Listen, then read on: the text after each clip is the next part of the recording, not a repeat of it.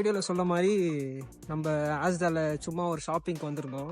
So shopping வந்திருக்கும் போது மொத்தம் 4 பேர் எத்தனை பாட்டில் எடுத்தாங்கன்னா ஒரு 25 பாட்டில் கிட்ட.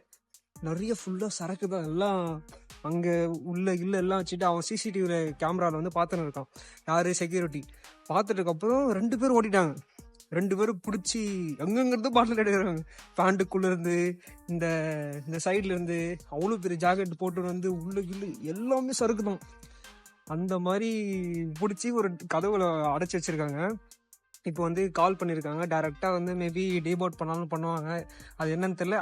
இதனால தான் வந்து லண்டன் வந்து சேஃப்டி இல்லைன்னு சொல்லுது. மோஸ்ட்லி வந்து என்ன சொல்கிறது, அதுவும் பாட்டில் எல்லாத்துக்குமே செக்யூரிட்டி டேக் இருக்குது. பாட்டில் எல்லாத்துக்கும் செக்யூரிட்டி டேக் இருக்கு. செக்யூரிட்டி இல்லாத சத்தம் வர சத்தம் வந்தாலும் இட்டுன்னு போறாங்க பாரு. அதான் மேட்ரிங்.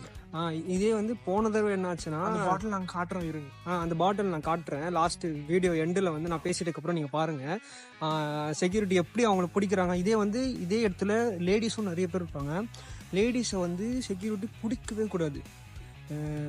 குழந்தையும் என்ன சொல்லுது, லேடிஸையும் தொடக்கூட கூடாது. அவங்க என்ன எடுத்துகிட்டு போனாலும் அப்படியே விட்டுறணும்.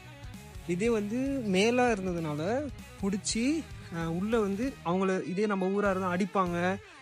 என்ன எதுக்கு எடுத்துன்னு போகிறேன்னு சொல்லி வாயெல்லாம் உடச்சி ரத்தம்லாம் வர மாதிரி ஒரு மாதிரி சீனை நடக்கும். இங்கே அப்படி இல்லை. பிடிச்சிட்டு கையை பிடிச்சிட்டு இருக்கணும்.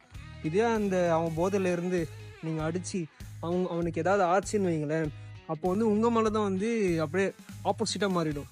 அவன் வந்து போதையில் இருந்தான், அதுக்கு வந்து நம்ம ஒன்றும் பண்ண முடியாது.